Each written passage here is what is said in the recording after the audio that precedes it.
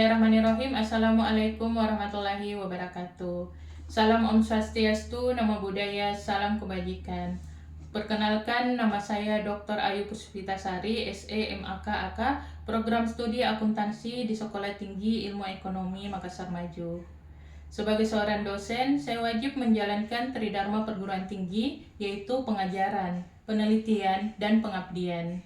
Pada kesempatan ini, saya akan menjelaskan salah satu Tridharma, yaitu pengajaran, dan salah satu mata kuliah yang saya ampuh, yaitu mata kuliah perpajakan, yang dimana mata kuliah perpajakan ini merupakan mata kuliah wajib program studi akuntansi dengan bobot 3 SKS dan kode mata kuliah 3 MKK 15. Ada beberapa hal yang akan saya sampaikan terkait mata kuliah perpajakan. Yang pertama, mengenai deskripsi singkat pada mata kuliah perpajakan ini, yaitu mata kuliah ini mengkaji teori dan dasar hukum pemungutan pajak, ketentuan umum dan tata cara perpajakan di Indonesia, perhitungan penghasilan bagi wajib pajak orang dan badan usaha, bea materai, pajak bumi dan bangunan, dan bea perolehan hak atas tanah dan bangunan. Kemudian, kemampuan akhir yang diharapkan dalam mata kuliah perpajakan ini adalah mampu memahami peraturan perundang-undangan terkait perpajakan, mampu menghitung dan menyiapkan laporan perhitungan pajak penghasilan atau PPh 21, mampu menghitung dan menyiapkan laporan perhitungan pajak penghasilan 26, 22, dan 23, mampu menghitung dan menyiapkan laporan perhitungan pajak penghasilan 24 dan 25, mampu menghitung dan menyiapkan laporan perhitungan pajak bumi dan bangunan, dan bea perolehan hak atas tanah dan bangunan, serta bea materai. Pembahasan pada mata kuliah ini meliputi pemahaman tentang perpajakan, ketentuan umum dan tata cara perpajakan di Indonesia, pajak penghasilan atau PPh, pajak pertambahan nilai atau PPN, pajak penjualan atas barang mewah atau PPNBM, pajak bumi dan bangunan atau PBB, serta bea dan materai. Mata kuliah ini memiliki 16 kali pertemuan, di mana 7 kali pertemuan itu membahas materi sesuai RPS, kemudian di pertemuan 8 akan diadakan ujian tengah semester. Dilanjutkan dengan pertemuan 9 sampai pertemuan 15, pembahasan materi sesuai dengan RPS, dan pertemuan 16 akan ada ujian akhir semester. Adapun sistem pembelajaran yang akan digunakan pada mata kuliah ini yaitu Microsoft PowerPoint, face-to-face, Zoom Meeting, dan WA Group. Metode pembelajaran dalam mata kuliah ini yaitu yang pertama, metode ceramah. Dalam metode ceramah ini, saya akan memaparkan terkait bahan kajian pada mata kuliah perpajakan kepada mahasiswa. Yang kedua, menggunakan sistem diskusi. Di sini saya akan melihat bagaimana kemampuan dan keaktifan mahasiswa. Kemudian, sistem penilaian. Adapun sistem penilaian yang saya akan lakukan dalam mata kuliah perpajakan ini selama 16 kali pertemuan yaitu kedisiplinan, sikap dan keaktifan, tugas, dan yang terakhir penilaian mid test dan final test. Baik, selanjutnya mari kita saksikan micro teaching yang akan saya lakukan di dalam kelas pada mata kuliah perpajakan ini. Bismillahirrahmanirrahim. Assalamualaikum warahmatullahi wabarakatuh. Waalaikumsalam warahmatullahi wabarakatuh. Bagaimana kabarnya semua adik-adik? Alhamdulillah, Ibu. Oke, baik. Sebelum memulai materi hari ini, kita baiknya berdoa sesuai kepercayaan masing-masing. Berdoa dimulai.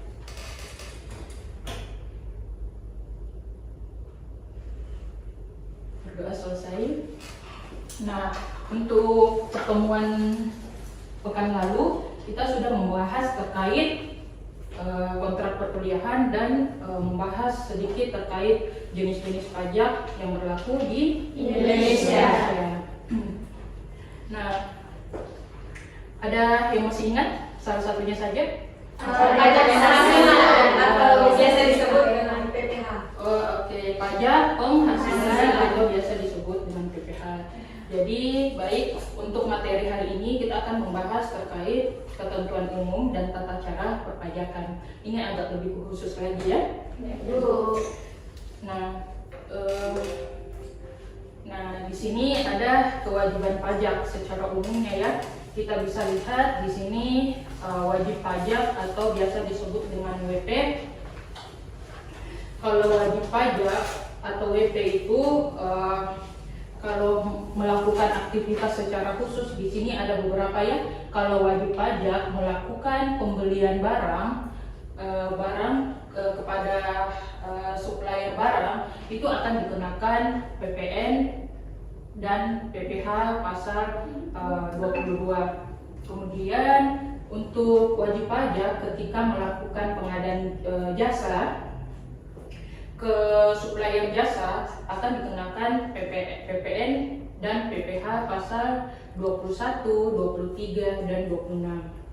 Kemudian untuk kreditur itu biasanya kita meminjam uang ya. Nah, kalau kita meminjam uang itu akan timbul yang namanya bunga pinjaman.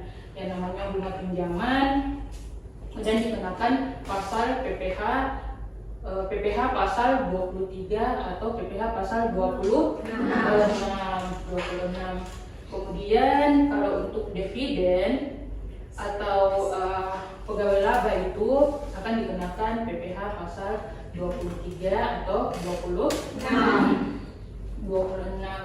Nah, kemudian ketika kita atau wajib pajak melakukan membangun sendiri bangunan akan dikenakan PPN, akan dikenakan yang namanya PPN KMS. KMS itu kegiatan membangun sendiri ya. Kemudian kalau kita atau wajib pajak jadi karyawan akan dikenakan PPh pasal 21 atau PPh pasal 26. Kemudian kalau kita menjual aset tetap itu akan dikenakan yang namanya PPN. Nah, kalau PPh pasal 21 dan seterusnya itu untuk perhitungannya kita akan bahas di pertemuan selanjutnya ya. Bagaimana, paham sampai di sini ya? Tapi Bu, Ya, silakan Denya.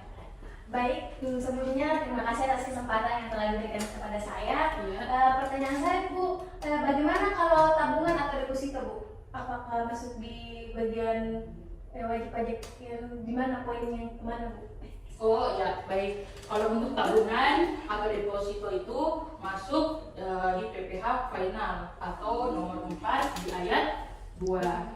Oke, paham ya? Ya. Iya Bu, baik. Oh Terima iya. kasih. Baik, kita lanjut ya.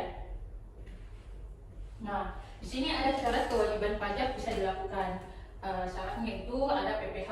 PPh itu harus ada yang namanya NPWP atau nomor pajak wajib pajak. Kalau untuk PPN-nya itu dia harus terdaftar sebagai PKP atau pengusaha kena pajak. Kemudian di sini kita lihat ya, ada fungsi NPWP atau PKP. Di sini ada beberapa fungsi NPWP dengan atau PKP ya. Yang pertama itu tanda pengenal diri atau identitas wajib pajak ya.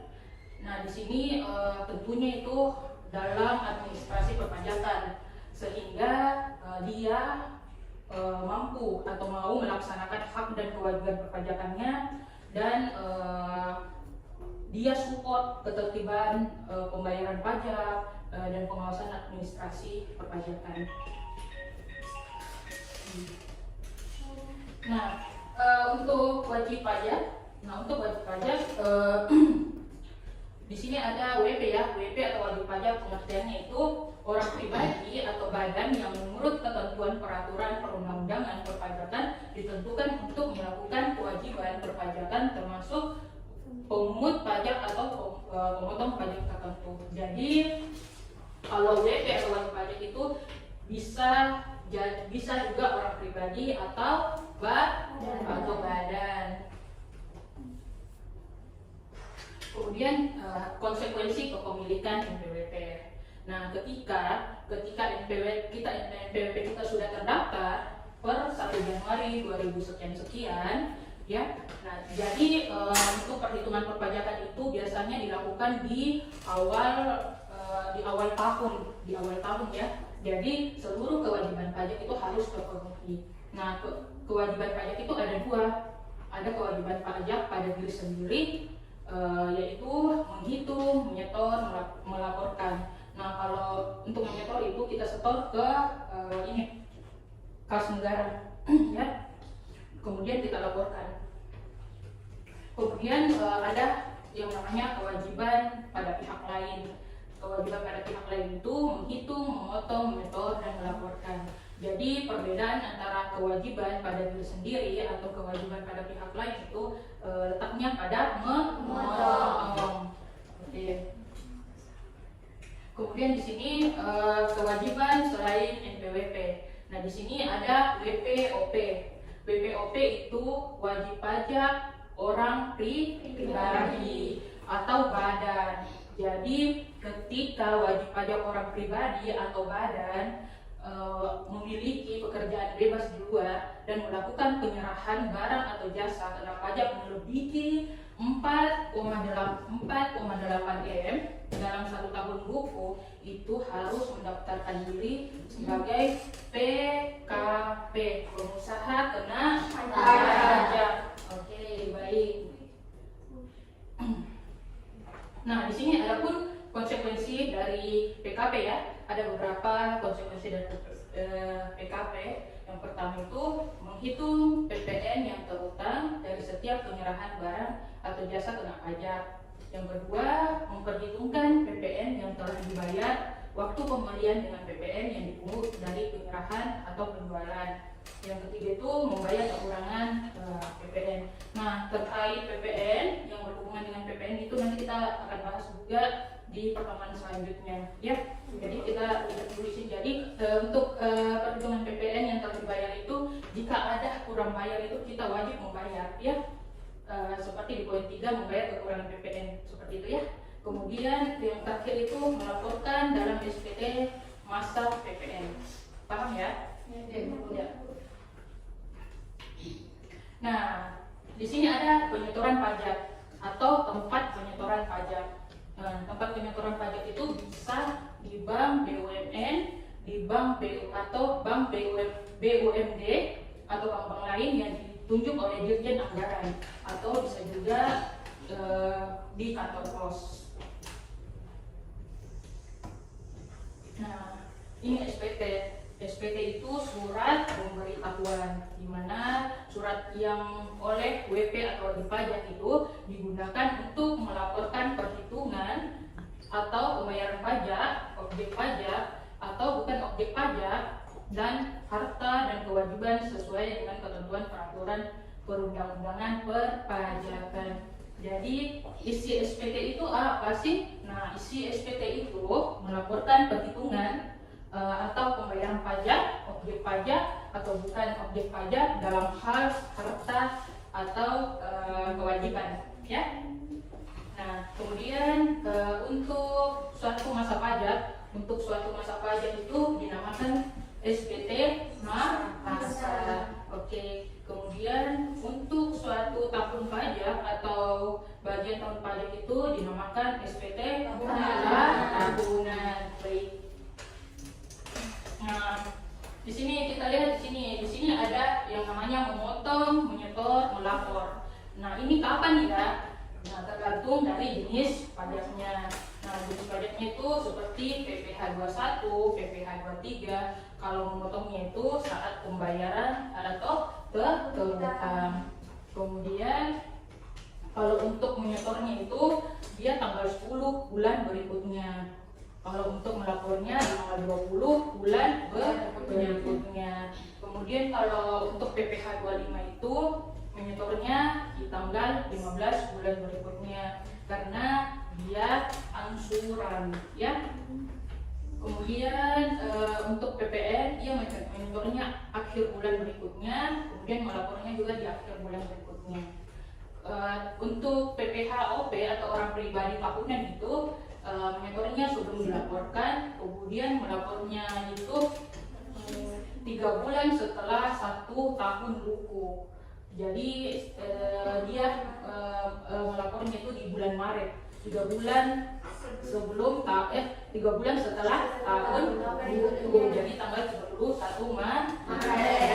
Kemudian untuk PPh badan tahunan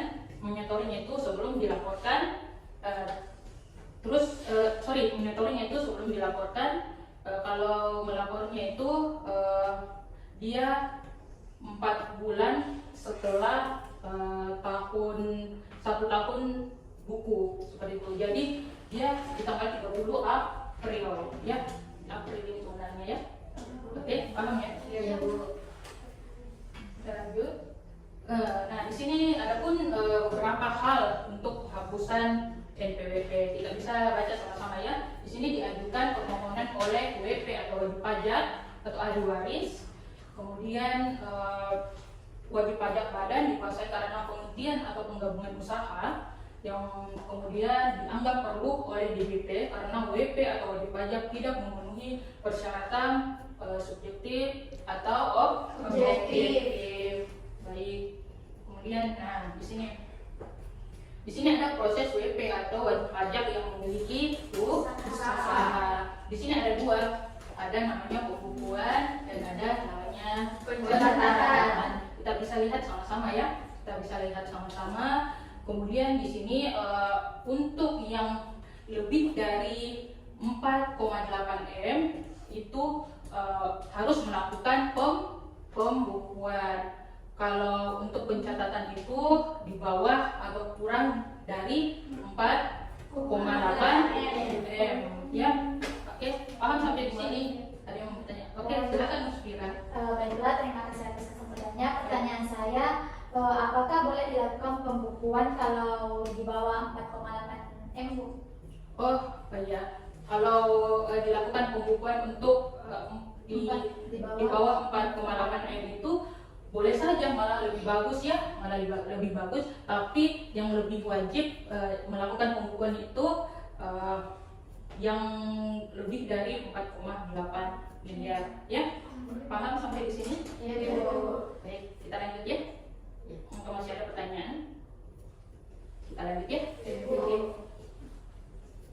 Nah, di sini untuk pengertian pembukuan. Nah, untuk pengertian pembukuan, di sini ada proses pencatatan yang dilakukan secara teratur. Nah, yang berupa itu penyusunan laporan keuangan yang berupa neraca dan laba rugi untuk periode tahun pajak. Oke. Kemudian di sini pencatatan. Di sini ada pengertian pencatatan, yaitu pengumpulan data secara teratur tentang peredaran bruto atau penghasilan bruto sebagai dasar untuk menghitung jumlah pajak yang bukan objek pajak atau yang dikenakan pajak yang bersifat pajak. Oke, kemudian, nah di sini ada pengertian pemeriksaan. Nah, untuk pengertian pemeriksaan itu serangkaian kegiatan untuk mencari, mengumpulkan, mengolah data atau keterangan. Nah, untuk menguji kepatuhan pemenuhan kewajiban perpajakan, tujuan lain dalam rangka melaksanakan ketentuan peraturan perundang-undangan perpajakan. Nah, kemudian di sini ada kewajiban wajib pajak yang diperiksa. Di sini ada beberapa poin ya. Di sini untuk memperlihatkan atau meminjam buku, catatan atau dokumen, memberikan kesempatan memasuki tempat atau ruangan yang dipandang perlu, memberikan keterangan yang diperlukan. Jadi pada saat diperiksa kita harus terbuka ya, terbuka. Kemudian di sini penyediaan dalam rangka pemeriksaan. Jadi Direktorat Jenderal Pajak itu berwenang untuk melakukan penyegelan tempat atau ruangan tertentu bila WP atau wajib pajaknya tidak memberi kesempatan pemeriksa memasuki tempat atau ruangan yang dipandang perlu, kemudian tidak memenuhi bantuan guna kelancaran pemeriksaan. Jadi Direktorat Jenderal Pajak itu berwenang melakukan penyegelan kalau tidak ada keterbukaan ya. Jadi harus terbuka seperti itu. Nah, di sini ada beberapa hal surat ketetapan pajak. Yang pertama itu SK PKB di pasal 13, SK PKBT di pasal 15 itu surat ketetapan pajak kurang bayar tambahan. Kemudian surat ketetapan pajak nihil atau SKPN di pasal 17A, dan yang terakhir itu surat ketetapan pajak lebih bayar SKPLB di pasal 17A dan pasal 17B.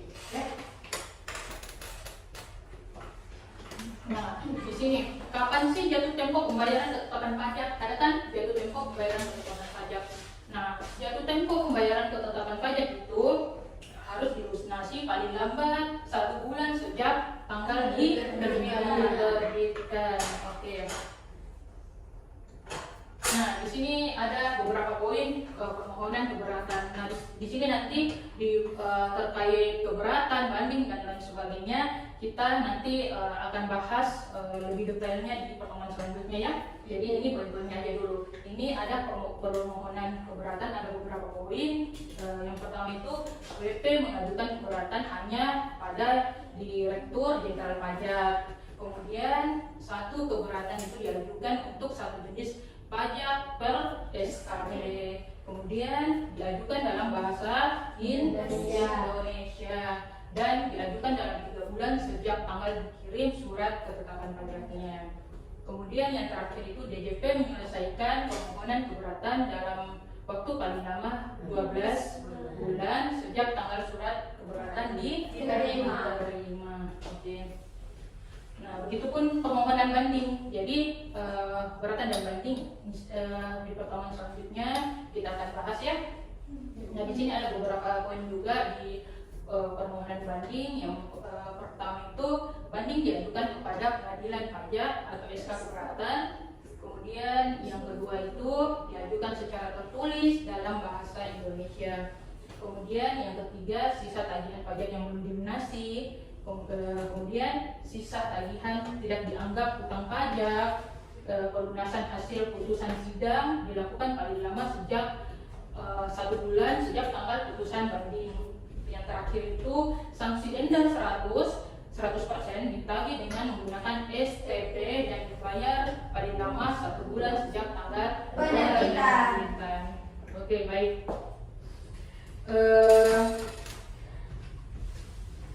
Nah, kita cukupkan materi hari ini ya. Jangan lupa tugasnya bekerja dan dikumpul pekan depan. Sekian untuk materi hari ini, kita tutup dengan ucapan Amin.